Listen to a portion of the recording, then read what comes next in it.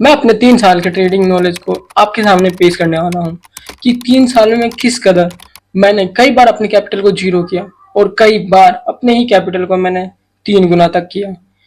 इन सब के बीच में मैंने कुछ सबक सीखे हैं, जिसमें से 5वां लेसन बहुत ज़्यादा इम्पोर्टेंट है।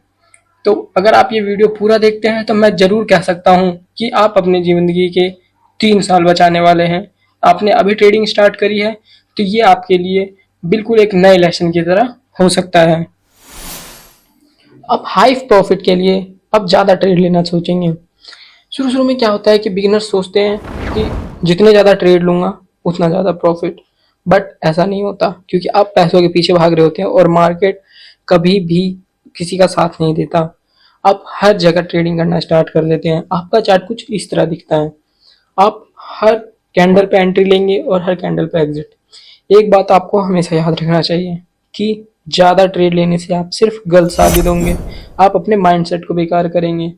और इस चीज़ में आप कमाए चाहे ना कमाए, इस चीज़ में आपका ब्रोकर जरूर कमाएगा, क्योंकि आपके हर ट्रेड में आप कुछ फीस उसे दे रहे होते हैं।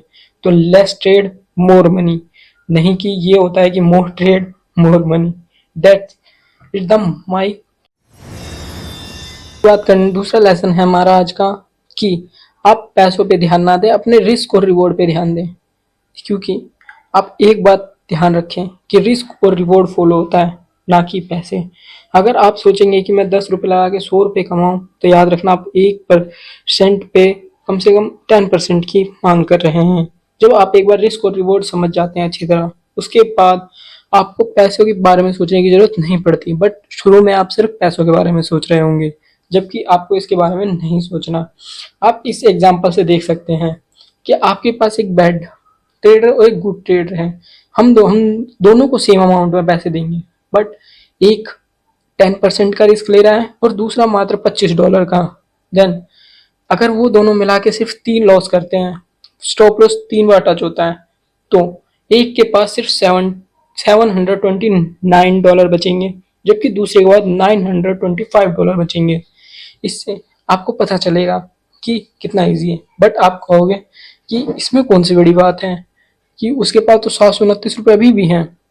बट यहीं पे एक ट्विस्ट आता है कि आपको ट्रेडिंग का ये कैलकुलेशन नहीं पता कि अगर आप अपने कैपिटल का 30% लॉस कर देते हैं, तो आपको अपने कैपिटल को दोबारा गेन करने के लिए लगभग 43% की गेन रेट चाहिए।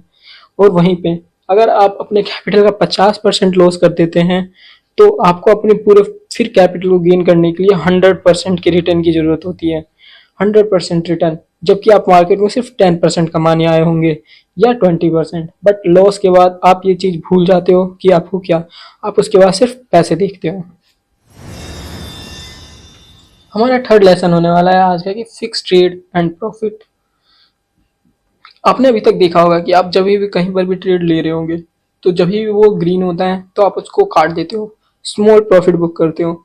Small profit like a poison, एक जहर की तरह काम करता है। आप छोटे छोटे प्रॉफिट बुक तो कर सकते हो, बट एक स्टॉप लॉस आपके पूरे कैपिटल को उड़ा देगा। आपको ये बात समझने की बहुत ज़रूरत होती है कि अगर आपने अपना एक बार टारगेट और स्टॉप लॉस लगा दिया, देन आपने कुछ सोच के ये चीज़ लगाई है, तो आपको इससे रिलेट करने की ज़रूर पड़ेगी।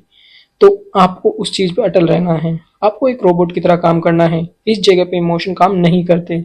आपको 80% टाइम रिसर्च स्टडी करनी है, देन उसके बाद एग्जीक्यूट करने के बाद 20% बस मार्केट को देखना है।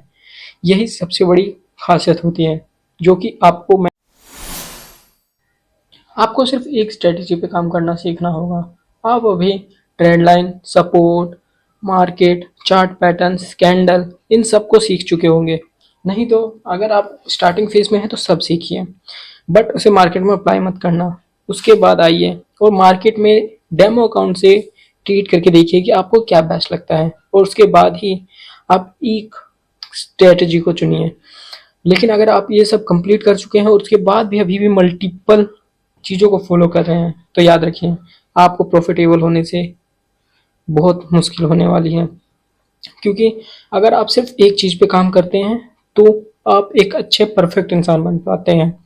वहीं पे हम बात करें कि जैसे आप रिलेट करें कि आप बचपन में चलना सीख रहे हैं, तो क्या आप चलते चलते कभी दौड़ने की कोशिश करेंगे? या तैरने की कोशिश करेंगे, नहीं, आप सिर्फ चलना ही सीखेंगे। आप धीरे धीरे चलना सीख जाएंगे, उसके बाद दौड़ना स्टार्ट करेंगे। इसी तरह ट्रेडिंग है। ट्रेडिंग में आप एक साथ इतनी चीज़ों को फॉलो नहीं कर सकते। आप एक चीज़ पे मास्टरी कीजिए, उसके बाद आप खुद ही, अगर आपने एक बार सपोर्ट रजिस्टर काम कर लिया तो याद रखें आपके लिए आगे के रास्ते खुल जाएंगे। बट शुरू में आपको सिर्फ एक चीज़ पे का वर्क करना है। इसमें आपको बहुत पेशेंस और टाइम लग सकता है, बट अगर आपने एक बार इस चीज़ में मास्टरी कर ली तो आप आराम से काम कर सकते हैं। मेरा आज का 5th लेसन है कि आप रोज प्रॉफिटेबल होने के बारे में मत सोचें, क्योंकि शुरुआती दिनों में आप सोचेंगे कि मैं आज 10 रुपए कमाया तो मैं कल 10 और कमाऊंगा। इस तरह आप कैलकुलेट कर लेते हैं, बट ये सबसे बड़ी गलती होती है। और यह आज हमारा सबसे लास्ट लेसन है कि अपने कैलकुलेशन को थोड़ा बढ़ाओ। आप हफ्ते में सोचो कि आपको 3% कमाना है, ना कि एक दिन में 3% कमाना है। क्योंकि अगर आप एक दिन में 3% कमाने की सोचोगे तो आप कम से कम 1.5% का रिस्क लेंगे। अगर आप इस हिसाब से अपने रिस्क कैलकुलेट करोगे तो आप 30% रिस्क ले रहे हैं एक महीने में, जो कि बहुत ज़्यादा इफेक्टिव है। और हमने आपको लेसन 3 में सिखाई दिया था कि किस तरह से आपका लॉस आपके कैपिटल पे हेवी होता जाता है। उसी तरह आपको वीकली और मंथली टाइम फ्रेम सेट करना चाहिए, ना कि डेली। क्योंकि मार्केट आज जिस तरह मूवमेंट किया है उस तरह कल मूवमेंट नहीं करेगा, बट मार्केट एक वीक में जरूर अच्छी तरह मूवमेंट दिखाएगा।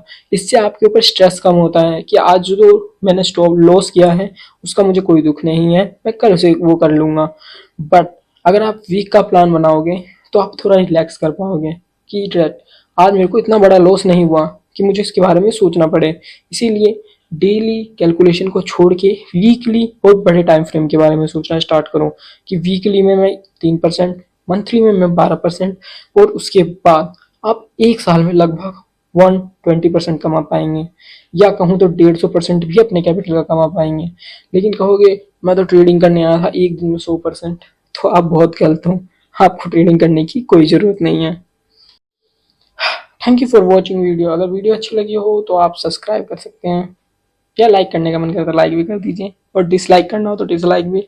और कमेंट सेक्शन में ज़रूर बताएं कि आपको कौन सा लेसन सबसे अच्छा लगा।